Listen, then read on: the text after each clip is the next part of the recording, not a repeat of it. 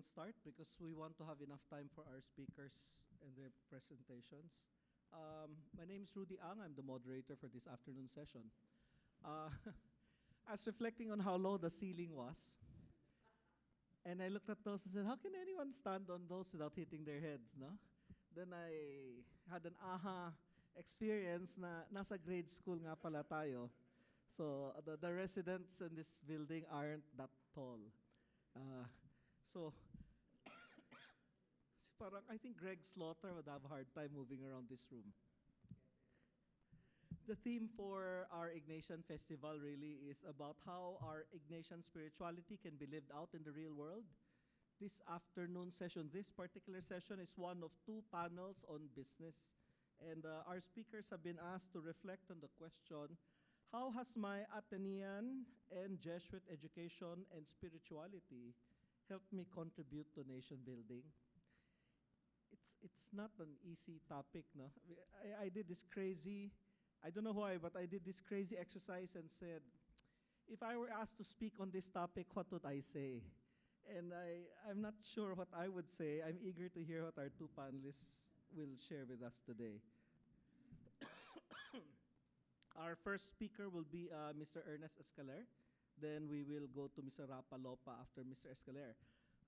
Just a brief introduction. Excuse me. Ernest Escaler graduated from Ateneo in the 70s. 1971 to be precise. AB Economics, and he also spent his grade school and high school here in the Ateneo. His MBA he earned from the International Management Institute in Lausanne, Switzerland. Mr. Escaler is a serial entrepreneur. Many of us have patronized his products. In the early 80s, he and his company was one of the Philippines' largest coffee exporters, and his brand, Gourmet Coffee, is well known to many of us. In 1990, his Gourmet's Cafe restaurant in Silang, Cavite, pioneered the concept of serving organic green salad fresh from their own farm, integrated with European gourmet coffee. Aside from coffee, his company, Gourmet Farms, also manufactures herbal teas and has become the country's premier intensive organic vegetable producer and supplier to local hotels, restaurants, and supermarkets. Mr. Escaler has many other businesses, including PIASI. I don't know what those initials stand for, but they provide business process solutions to embassies of 12 countries, including the UK and the United States here in the Philippines. His civic involvements, and he has many civic involvements, but that includes support to many of our Jesuit ministries and foundations like the St. Aloysius Gonzaga Foundation. Ladies and gentlemen, Mr. Ernest Escaler.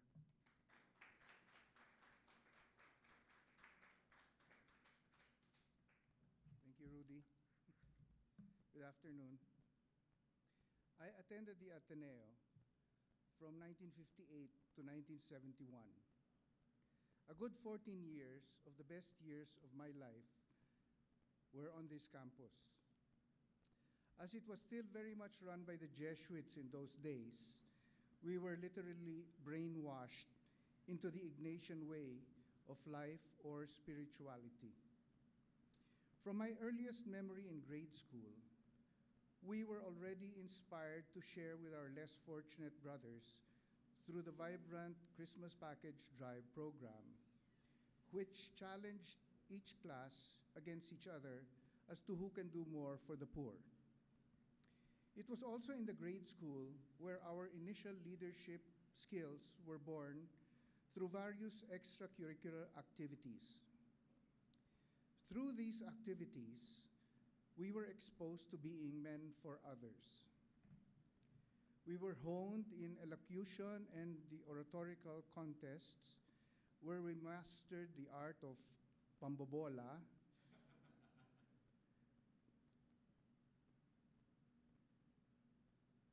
which I believe is reflective of the Jesuit personality. Through the regular practice of confession, celebration of the Eucharist, and exposure to retreats, our Ignatian spirituality was born. To see God in everything and to do everything for the greater glory of God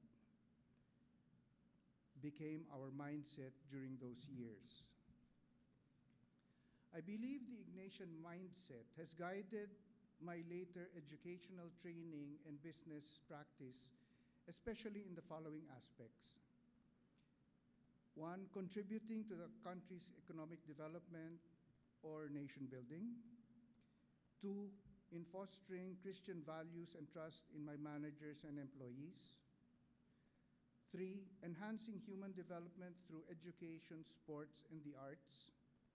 And fourth, anchoring ourselves in spirituality. Contributing to our country's development. Having come down from the Hill in 1971, I worked in New York and took my MBA in Lausanne. I worked, yet the spirit of my Ateneo education never left me. I came back to the Philippines in 1975, and since then I have been involved in various businesses from finance to commodity trading, real estate, BPOs, call center operations, restaurant, food manufacturing, and organic farming. The spirit which guided me through all these ventures was the fact that I considered it a duty to contribute to our country's economic development. More than the acquisition of money and fame, I was more interested in creating jobs and sustaining the businesses for their sake. We recently celebrated our 26th anniversary in Gourmet Farms. We are located in Silang, Cavite, where the business has grown from mere farming to food manufacturing. Now we even try to disperse our organic farming practices to farms in the Mountain Province and even in Mindanao. We have even brought in lumads from Mindanao to train them in our farm in Silang, our organic practices. Number two, fostering Christian values and confidence in my managers and employees. I am out of the country 3 to 4 months a year, and I am often asked, how do I run my business? Considering that most of them are solely owned. One of my CFO is here, so he should bear to this. I tell them that I have managers in place and have full confidence in them. If I did not trust them, I would not have them as managers in the first place. All they need, however, is to share the Christian values that I have, which is concern for the less fortunate, seeking perfection in everything we do, and thanking the Lord for everything we have. Every time a union rep would talk to our employees in the hope of starting a union in the company, and we have in excess of 500 employees in the group. It is our employees that tell these guys that they do not need a union to bring their issues to the owner or management. As a matter of fact, they say that the management even anticipates their needs. We have never had a union. Number three, enhancing human development in education, sports, and the arts. In 1978, when I first ventured out on my own business, I did a few good deals. And it was then that I decided to start my payback to my alma mater by creating scholarship at the Ateneo University. For more than a decade, I put needy college students through the Ateneo under the Father Francis Parisi Scholarship in memory of my spiritual counselor. Later, I transferred the scholarship to support needy students in Mindanao under my uncle, Bishop Federico Escaler, who was then Bishop of the Diocese of Ipil from 1980 to 1997. For one Atenean I would sponsor in college, I could send 20 more needy students in Mindanao. So it was a no-brainer to change. This anonymous assistance given to poor students in Mindanao has been a constant source of deep consolation to me.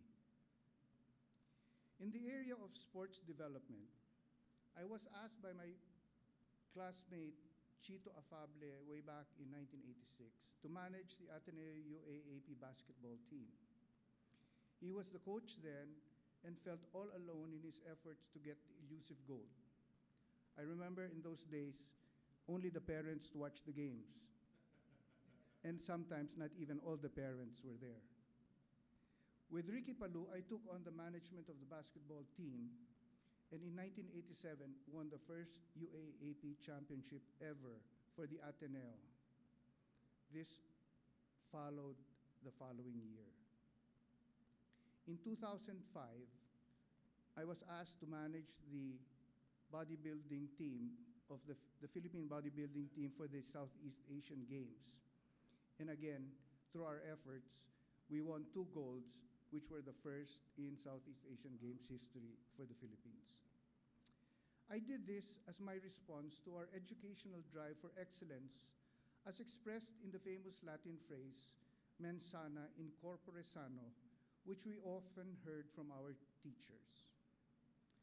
I have also been quite supportive of the arts in its various forms, from visual arts to performing arts, even getting involved in producing a musical on Broadway which flopped. I believe in supporting the arts because through it, I see the spirit of man trying to reach out to God. When an artist creates or performs, the whole expression is prayer. And this is what we learned at the Ateneo. Number 4, anchoring ourselves in spirituality. Allow me to quote an encyclical of Pope Benedict XVI in his Caritas in Recitate, where he says, in Veritate, where he says, development needs Christians with their arms raised towards God in prayer. He adds, development requires attention to the spiritual life, a serious consideration of the experiences of trust in God, spiritual fellowship in Christ, reliance upon God's providence and mercy, love and forgiveness. Caritas in Veritate, number 79. This teaching of Pope Benedict XVI truly reflects my experience of Ignatian formation in the Ateneo and how this has influenced my life as a businessman. Situated within our gourmet farms in Silang, I put up the Sanctuary of St. Joseph, which has been accommodating people who need sacred space and time for prayer and spiritual renewal. In the tradition of the spiritual exercises of St. Ignatius, many who have visited the place shared how they experienced God's healing, affirmation, and love as they enter into contemplative silence amidst the serenity of the place. Indeed, with arms raised towards God in prayer, I see my daily life and work as a businessman anchored in God. This spiritual orientation brings me back to the best 14 years of educational formation in the Ateneo. Thus, I humbly stand before you this afternoon with deep gratitude for the gift of Ignatian spirituality in our Ateneo formation, of finding God in everything and doing everything for the greater glory of God. Thank you.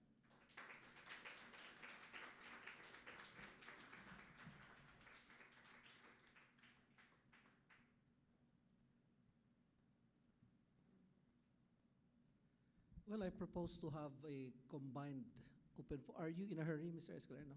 So maybe we listen to both presentations and have just one open forum for both speakers. No? Our next speaker is Mr. Rapa Lopa. Rafael Rapa Cojuangco Lopa graduated from Ateneo in 85, AB Interdisciplinary Studies. He's the Executive Director of the Philippine Business for Social Progress, or PBSP, the largest corporate-led social development foundation in the Philippines. Committed to poverty reduction, PBSP is the first of its kind in Asia, leading in the promotion and practice of corporate citizenship.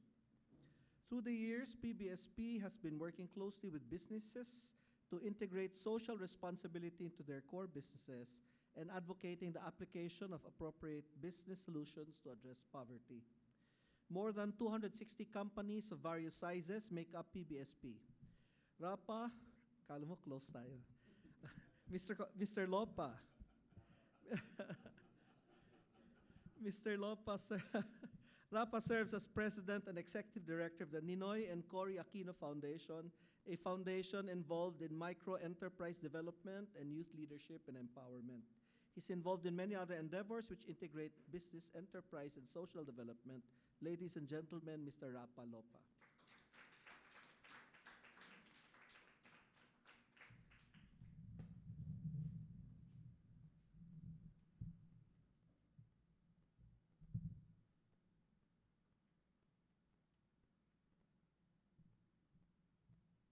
coming out. But oops.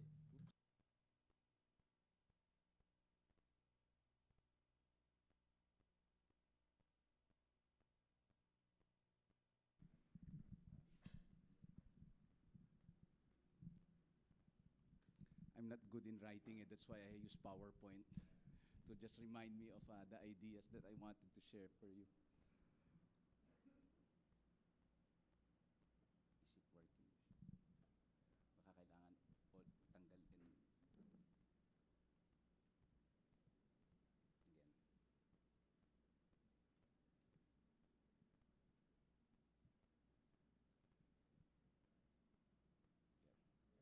There you go. There you go. Yeah.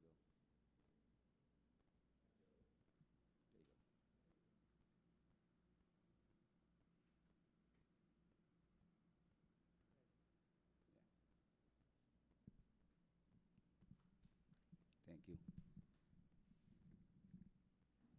Siguro let me begin by thanking Father Karel, Father Nono for this opportunity to be with you this afternoon.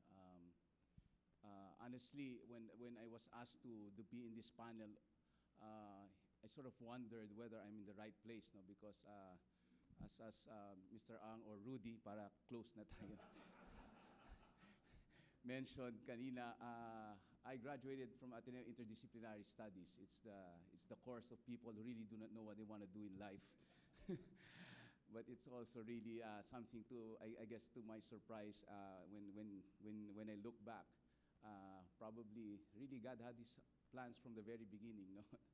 And I discovered that as I do my work today. But maybe just a brief background, probably that sort of was not captured by the little introduction that was shared.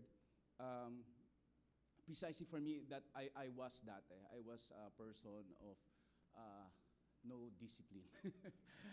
In fact, I get into so many things. I get involved in so many things all over the place in different aspects. And then some people say that I am an undiagnosed ADHD patient. But in reality, really, it's really, in fact, the other day I was just thinking about this talk that I was going to share to you. And it really forced me to look back, all the way to grade school, high school, college, and eventually to where I am now. No? And what I noticed as I look back in my own life cycle, or in my own lifeline, was really a pattern of restlessness, no? A pattern of really just wanting to do so many things, from being a young, energetic boy that keeps on hitting on vases all over the place and breaking them up, to a high school kid that got into sports, got into, of course, in between my academics, and of course, starting my showbiz career and when I joined Dulaang Sibol. No? So I was really a mix of being a jock and also being an actor. But Mr. Pagsi really saw that I was really more meant to be in the backstage, and that's why in the end I ended up in the backstage. But that was, of course, those were very life-changing experiences, because really in high school was the time where the Jesuits start to disturb you. The Jesuits start to disturb your routine and your cloistered life. When they start to expose you to ACIL, they start to expose you to to Tulog Dunong. And of course, once you get into the life of PAGSI, it changes. It changes dramatically, and it just changes. And I think Vince, who's of Dulaang Sibol, Jejo also, fellow Dulaang Sibol first. We know that as you enter the theater, then uh, you enter a place where God is, and it's a place where, in a way, constantly disturbing you, disturbing the person that you are. And I guess that's where it all started, in high school. And eventually, in college, again, exposed to the same things, ACIN, and of course, that was about the time student activism was also starting to happen, of course, at the 80s, and of course, in 1883, when the assassination happened. Of course, as some of you may know, I'm related to then, of course, late Senator Ninoy Aquino. So we really got more involved with politics, got involved with student activism. Father Carrel was in an opposite political party at that time, in campus politics, but now we find ourselves thinking of saying the same things. Actually, I think from the very beginning we were saying the same things, but that we just didn't know. But got involved again, a restlessness of wanting to get involved in so many different things, so many aspects of society, and probably that's why I took interdisciplinary studies. And after college, of course, came the snap elections, got involved with the campaign of Tita Cory, and of course, after People Power, ended up working for a non-government organization. And I've worked for that NGO for like about 9 years, where we organize farmers, fisher folks, upland farmers. And initially, I thought that should have been really just for me to really immerse myself and eventually get into a job that the family owns. Of course, the family is involved in sugar at the time. Of course, we're trying to get out of it now because, and part of it is also the idea, maybe really just felt that, Ateneo has really just disturbed you, that you need to figure out how do you now use your life to eventually really affect other people's lives wherever you are. And that's why, for me, I felt I needed to immerse. I needed to immerse in that kind of environment, really to get out of the confines of the Ateneo, confines of the comfort of home, and really, as they say, go down from the hill, and really see what's happening.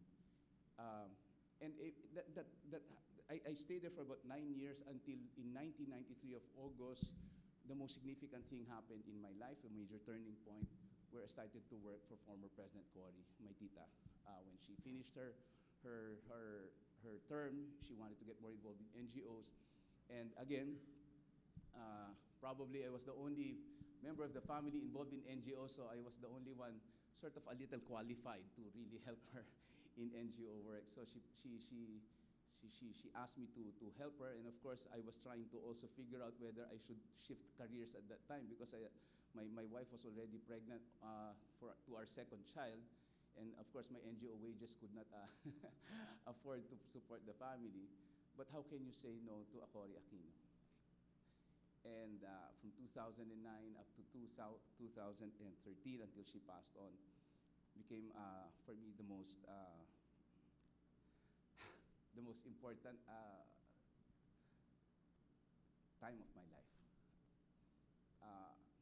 It was a excuse me. Can I just drink water?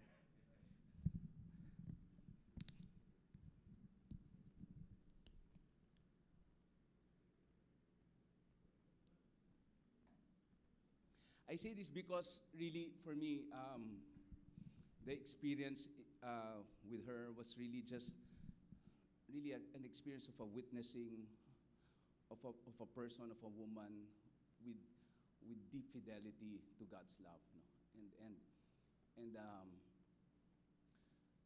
and I saw it up close,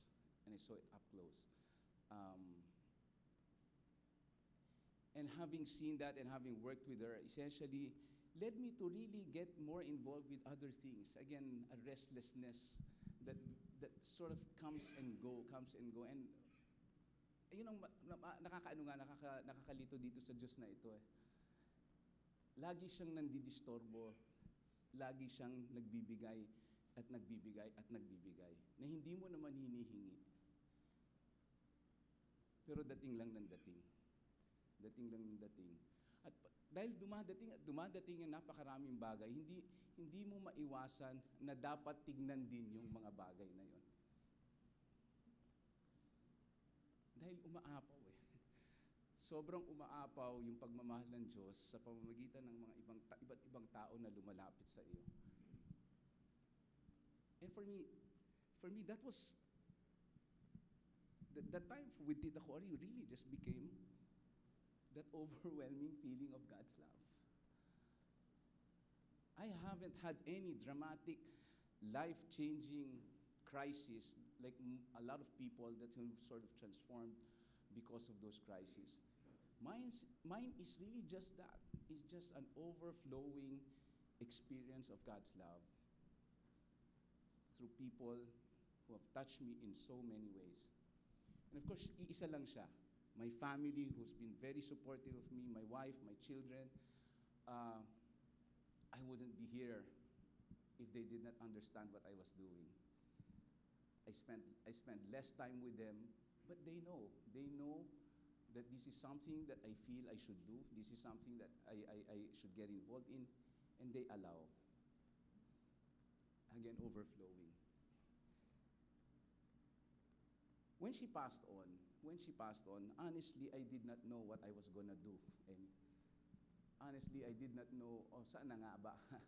How can you fill up the vacuum of a person, diba, that in a way can change so many things in this country? You know, from just doing small NGO work to suddenly doing things that could actually change the country's history, and she did change the country's history. And how you become part of that becomes really something that you begin to understand. Ba't ako nandito? Bakit ako nilagay sa sitwasyon na ganito? And when she passed on, yun, I really did not know where I was gonna. Of course, I promised her in her sickbed that I was not gonna leave Aquino Foundation. I was not going to leave and will continue to do what we did in Aquino Foundation. But a couple of months after, I got a call from Manny Pangilinan, who was just in a board meeting of PBSP. And he called me and asked me, what are you doing now? Sabi ko, sabi ko, I'm with the Aquino Foundation and I have a few businesses here and there. So he asked me, can we offer you a job? So I said, what's the job? And that's when he said, can we ask you to head PBSP? Can we ask you to take over as Executive Director of the Philippine Business for Social Progress? And of course, I know PBSP. PBSP is a 42-year-old organization, legacy of many very famous and very successful businessmen and of course, not only businessmen, but leaders. In fact, I cringe knowing that the first Executive Director of PBSP is Father Horacio de la Costa. So how can I fill up that shoe?